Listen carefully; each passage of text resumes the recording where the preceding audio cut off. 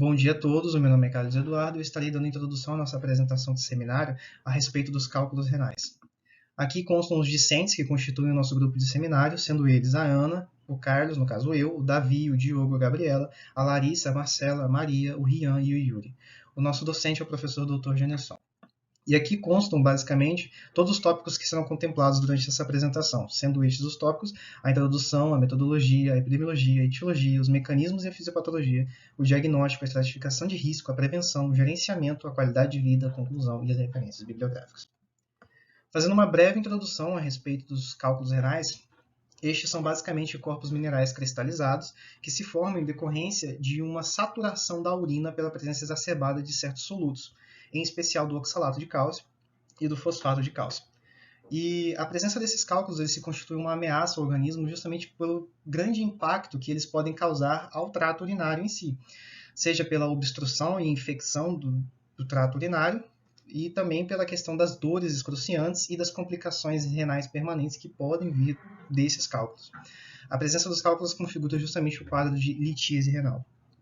E esse tema ele tem a sua relevância em si justamente pelo fato de ser um problema muito comum. Os nossos artigos evidenciam que de 10 a 15% de toda a população global já apresentaram ou apresentam o cálculo renal durante a sua vida. Ou seja, mostra a grande prevalência dessa enfermidade ao redor do globo. E essa enfermidade ela tem um destaque justamente pela drástica redução na qualidade de vida das pessoas, tanto pela questão das dores intensas, como também por conta das perdas produtivas, devido à dor que é incapacitante, podendo levar a gerar a questão da depressão, da ansiedade e do estresse financeiro.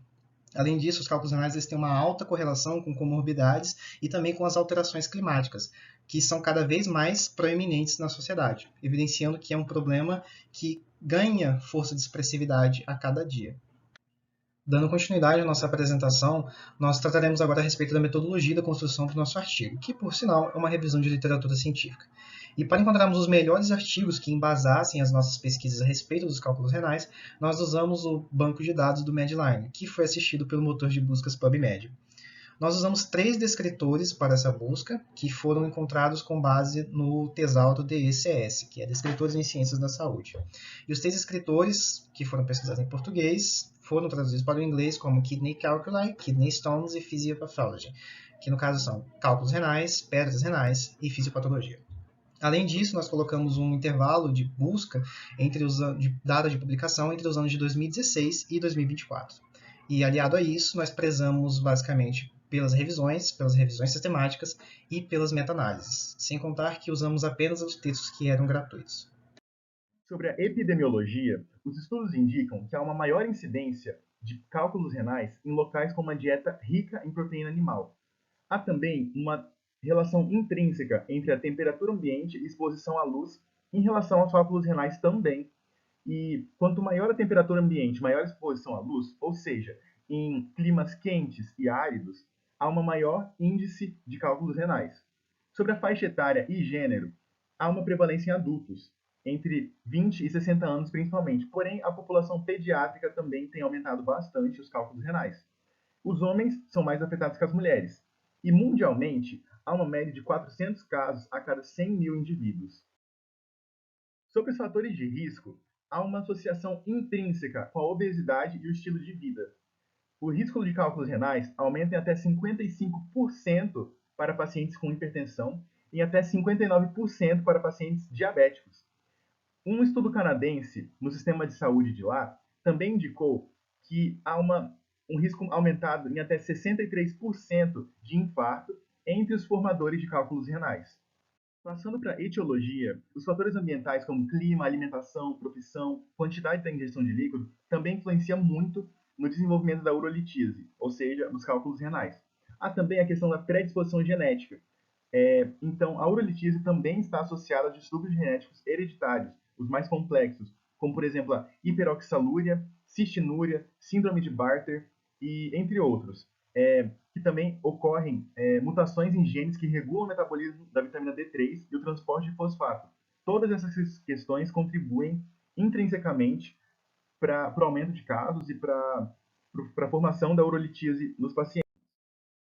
Outros fatores associados são as infecções no trato urinário, malformações do trato urinário, desnutrição e o uso de determinados medicamentos que também influenciam na formação de cálculos renais. Em suma, os cálculos renais é uma doença heterogênea, multifacetada e que exige uma combinação complexa de vários fatores ambientais, genéticos, para sua formação e para seu entendimento. Oi, pessoal, meu nome é Marcela e eu vou falar sobre a fisiopatologia dos cálculos renais, mais especificamente dos diferentes tipos de cálculos renais. Começando pelo tipo mais comum, que é o cálculo renal formado por oxalato de cálcio. Esse tipo de cálculo ele pode ser monohidratado, em que vão ter a forma de halter, ou ele pode ser dihidratado com um formato mais bipiramidal. Pode ocorrer também a formação de cálculos mistos, que terão a presença tanto do oxalato de cálcio monohidratado e também do dihidratado, e apresentam sua superfície cheia de recortes. Além disso, os cálculos de oxalato de cálcio eles são pequenos e possuem um exterior brilhante. Já os cálculos de fosfato de cálcio têm como mecanismo um defeito nos túbulos proximais dos néfrons, causando um vazamento de fosfato. Isso vai gerar um aumento compensatório do PTH e do calcitriol, que vai levar ao aumento na absorção de cálcio intestinal. Essa condição ela é causada por mutações nos cotransportadores de sódio e fosfato do tipo NPT2A e NPT2C, que são responsáveis por 30% da reabsorção do fosfato filtrado. Continuando com os diferentes tipos de cálculos renais, a gente também pode ter cálculos renais formados por estrovita. Eles são normalmente causados pelo aumento na produção de amônia por causa de uma infecção por organismos produtores de urease. Outro tipo de cálculo é o formado por cistina, que são resultado de um defeito genético no transportador renal do aminoácido cistina. A falta de reabsorção desse aminoácido leva à sua excreção aumentada na urina. E a cistina ela é insolúvel no pH urinário normal, formando cristais que podem se agregar e formar cálculos recorrentes nos rins e na bexiga. As pedras de cistina elas são compactas, possuem uma cor ambar e um formato hexagonal. Já os cálculos de ácido úrico, eles são causados pela urina excessivamente ácida. Outras causas incluem ingestão de alimentos ricos em purina e produção endógena aumentada do ácido úrico, como ocorre na gota. Olá, eu sou o Ian e agora veremos a formação dos cálculos renais, a qual pode ocorrer por meio de dois mecanismos principais, sendo esses os mecanismos de partículas fixas e partículas livres. No primeiro, o mecanismo de partículas fixas, ocorre a deposição de fosfato de cálcio na base do segmento delgado da alça do néfron. Esse fosfato de cálcio pode vir a se acumular no interstício, sobretudo próximo à superfície da papila renal, formando a chamada placa de Randall. E essa placa de Randall fornece a base para a precipitação de oxalato de cálcio, o qual vai formar o cálculo renal. E lembrando que esse mecanismo está relacionado a um quadro de hipercalciúria. No segundo mecanismo, de partículas livres, fosfato de cálcio, ácido úrico ou cristais de cistina são formados nos túbulos renais e podem vir a se aglomerar e obstruir os ductos coletores terminais, formando os chamados tampões de Randall, os quais também servem de base para a precipitação de oxalato de cálcio. Agora também falando sobre a nucleação de cristais. É basicamente o primeiro estágio da cristalização e pode ocorrer tanto por uma saturação homogênea, que é quando a alta supersaturação do soluto, e apenas isso, determina a sua precipitação, ao passo que essa nucleação também pode ocorrer de forma heterogênea, com uma saturação heterogênea, que demanda uma menor concentração de soluto, mas é dependente de proteínas, polímeros orgânicos ou cristais de outros minerais que servem como superfícies celulares quimicamente ativas para promover essa precipitação, como é o caso dos tampões ou placas de Randall.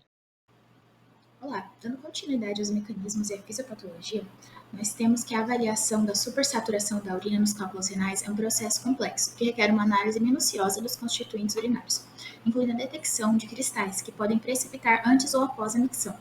A determinação da supersaturação relativa nos indica o ponto em que a nucleação dos cristais pode ocorrer, sendo influenciada por fatores como o tempo de incubação e a presença de inibidores de nucleação, como o citrato.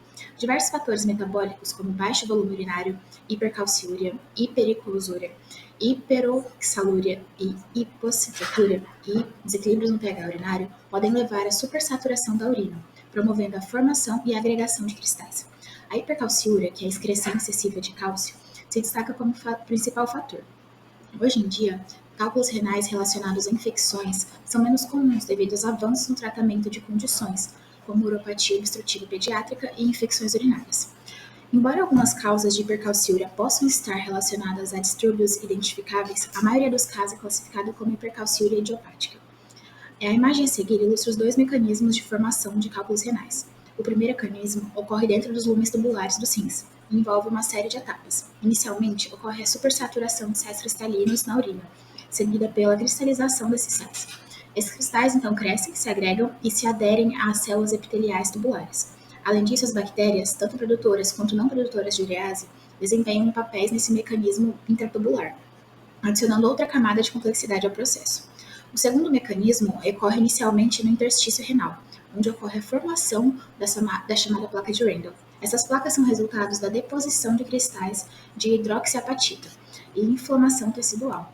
Algumas dessas placas podem erodir e entrar no sistema pelvicalcianal, onde o oxalato de cálcio está comumente supersaturado e cristalizado.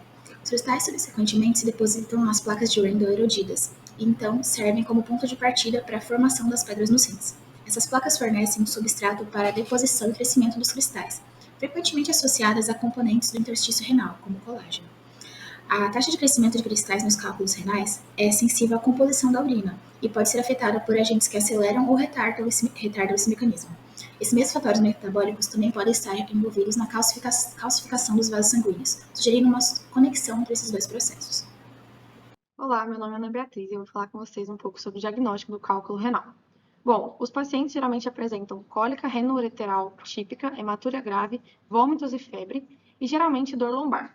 O diagnóstico ele só pode ser confirmado quando o cálculo ele é eliminado, extraído ou destruído ou foi identificado no trato urinário por exames de imagem ou cirurgia. O histórico médico detalhado e o exame físico também são muito importantes para uma conclusão diagnóstica. Sobre os exames de imagem, a ultrassonografia renal e do trato urinário pode identificar cálculos situados nos cálices, na pelve e nas junções pielo-uretérica e vesícula-uretérica, com uma sensibilidade de 70% e especificidade de 94% para cálculos renais. A radiografia abdominal simples, ela geralmente não é mais usada pelo seu desempenho diagnóstico modesto. A urografia intravenosa era o padrão ouro histórico para o cálculo renal, mas foi substituído pela tomografia computadorizada sem contraste, devido à sua maior sensibilidade e especificidade para identificar cálculos ureterais, independentemente da localização, tamanho e composição dos cálculos. Agora, sobre a avaliação metabólica, ela oferece a oportunidade de estabelecer um tratamento profilático em todos os pacientes com urolitíase e possibilita a implementação de um tratamento conservador adequado. Nos formadores de cálculo de cálcio, o algoritmo diagnóstico difere de acordo com a história de cálculos prévios e ou comorbidades.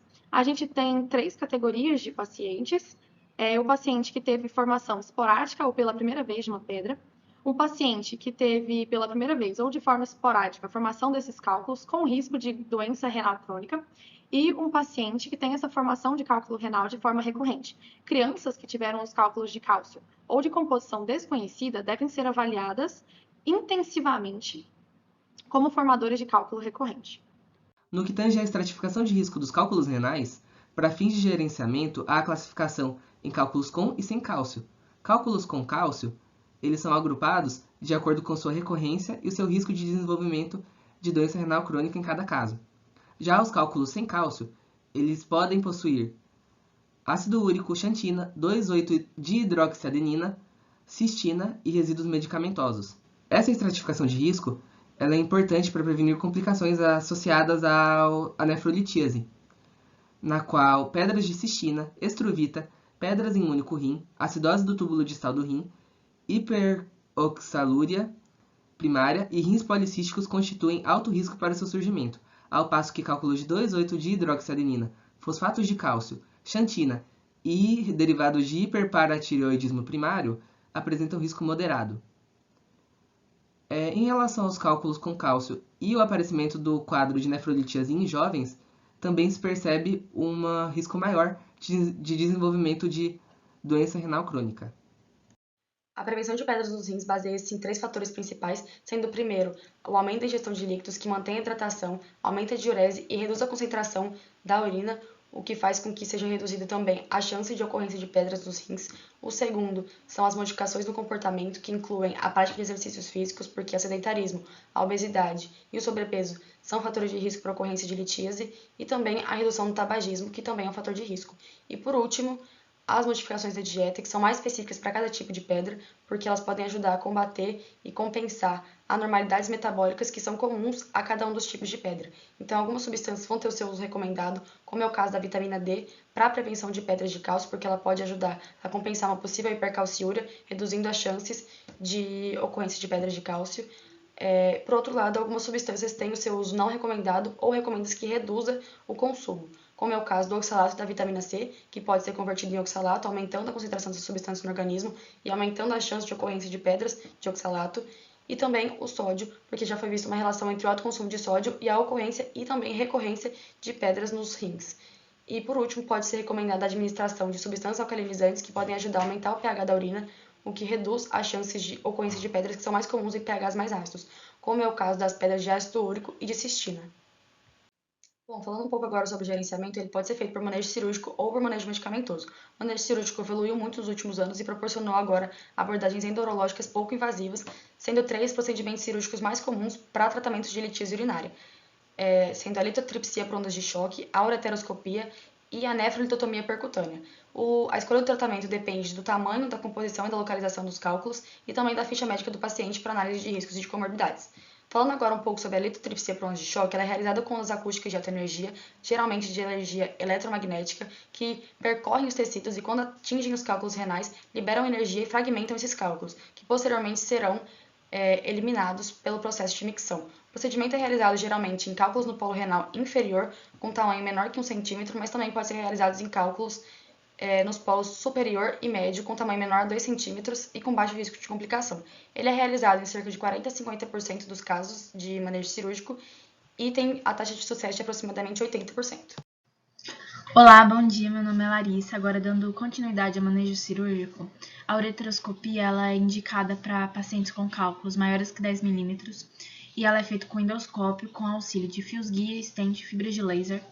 E, no caso, a bainha de acesso e o subtipo flexível é utilizado para diminuir a agressão ao trato e também para conseguir acessar locais que necessitam de deflexão. A nefrolitotomia percutânea ela é utilizada para cálculos superiores a 2 centímetros. Também é feito com endoscópio, com via percutânea, utilizam auxílio de fluoroscopia e ultrassonografia e fios-guia dilatador de balão para expandir o trato. Com relação ao tratamento medicamentoso, a utilização de anti-inflamatórios não esteroides para conseguir diminuir a cólica renal e, quando eles não funcionam, a utilização de opioides. E na terapia expulsiva, antagonistas adrenérgicos e bloqueadores do canal de cálcio aumentam a expansão do trato e também contribuem para a expulsão desse cálculo. E também ocorre para o tratamento medicamentoso a dissolução dos cálculos. O do ácido úrico é feito com a modulação do pH para 7, aumento do volume urinário e utilização de medicamentos como allopurinol e febuxostat. E em cálculos de cistina, eles tornam o pH alcalino, aumentam o débito urinário e fazem isso utilizando o medicamento 6-mercaptopropionil, que realiza esses efeitos. Com relação à qualidade de vida, a partir de um questionário que avalia função física, dores corporais, saúde mental, vitalidade, eles perceberam que pessoas com cálculos de cistina, mulheres e que colocaram stent, têm piores scores de qualidade de vida e pessoas que realizaram nefrolitotomia percutânea apresentam maior qualidade de vida, apesar de scores ruins para dores corporais.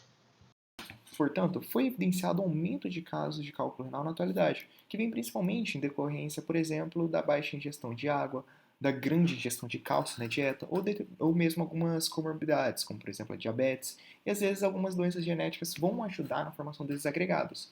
Então, é demonstrado como é uma doença multifacetada, com variedade de sintomas, desde dores, febres, infecções e até mesmo casos mais graves que podem levar à fatalidade da pessoa.